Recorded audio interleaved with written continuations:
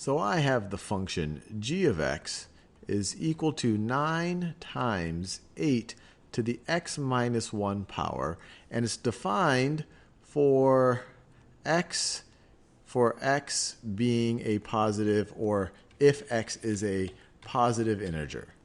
If x is a positive integer. So we could say the domain of this function, or all of the valid inputs here, are positive integers. So 1, 2, 3, 4, 5, on and on and on. So this is an explicitly defined function. What I now want to do is to write a recursive definition of this exact same function, that given an x, it'll give the exact same outputs. So let's first just try to understand the inputs and outputs here. So let's make a little table. Let's make a table here. And let's think about what happens when we put in various x's into this function definition. So the domain is positive integers, so let's try a couple of them. 1, 2, 3, 4. And then see what the corresponding g of x is. G of x. So when x is equal to 1, g of x is 9 times 8 to the 1 minus 1 power, or 9 times 8 to the 0 power, or 9 times 1. So g of x is going to be just 9. When x is 2, what's going to happen? It's going to be 9 times 8 to the 2 minus 1. So that's the same thing as 9 times 8 to the first power. And that's just going to be 9 times 8. So that is 72. Actually, let me just write it that way. Let me write it as just 9 times 8. 9 times 8. Then, when x is equal to 3, what's going on here? Well, this is going to be 3 minus 1 is 2, so it's going to be 8 squared. So it's going to be 9 times 8 squared. So we could write that as 9 times 8 times 8. I think you see a little bit of a pattern forming. When x is 4, this is going to be 8 to the 4 minus 1 power, 8 to the third power. So that's 9 times 8 times 8 times 8. So this gives us a good clue about how we would define this recursively. Notice, if our first term, when x equals 1, is 9, every term after that is 8 times the preceding term. Is 8 times the preceding term. 8 times the preceding term. 8 times the preceding term. So let's define that as a recursive function. So first we'll define our base case. So we could say g of x, and I'll do this in a new color just because I'm overusing the red. I like the blue. G of x, well, we can define our base case. It's going to be equal to 9 if x is equal to 1. G of x equals 9 if x equals 1. So that took care of that right over there. And then if it equals anything else, it equals the previous g of x.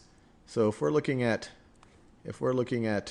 let's go all the way down to x minus 1 and then an x. So if this entry right over here, is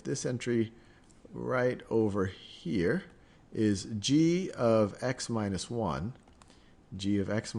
however many times we multiply the 8s and we have a 9 in front. So this is g of x minus 1. We know that g of x, we know that this one right over here is going to be the previous entry, g of x minus 1, the previous entry, that's the previous entry times 8. Times 8. Times 8. So we could write that right here. So times 8. So for any other x other than 1, g of x is equal to the previous entry. So it's g of, I'll do that in a blue color, g of x minus 1, g of x minus 1 times 8. If x is greater than 1, or x is integer greater than 1. Now let's verify that this actually works. So let's draw another table here. So once again, we're going to have x, and we're going to have g of x. But this time we're going to use this recursive definition for g of x.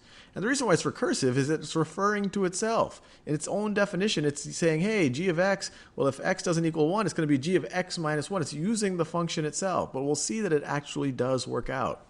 So let's see, when x is equal to 1, x equals 1, so g of 1, well, if x equals 1, it's equal to 9. It's equal to 9, so that was pretty straightforward. What happens when x equals 2? Well, when x equals 2, this case doesn't apply anymore. We go down to this case. So it's going to be, when x is equal to 2, it's going to be equivalent to g of 2 minus 1. Let me write this down.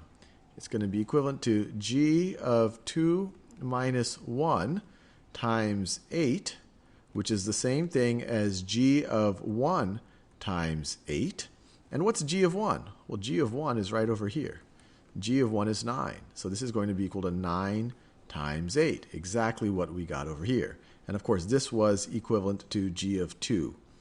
So let me write this. This is g of 2. Let me scroll over a little bit so I don't get all squunched up. So now let's go to 3. Let's go to 3. And right now I'll write g of 3 first. So g of 3 is equal to, we're going to this case, it's equal to g of 3 minus 1 times 8. So that's equal to g of 2 times 8. Well, what's g of 2? Well, g of 2 we already figured out is 9 times 8. So it's equal to 9 times 8, that's g of 2, times 8 again.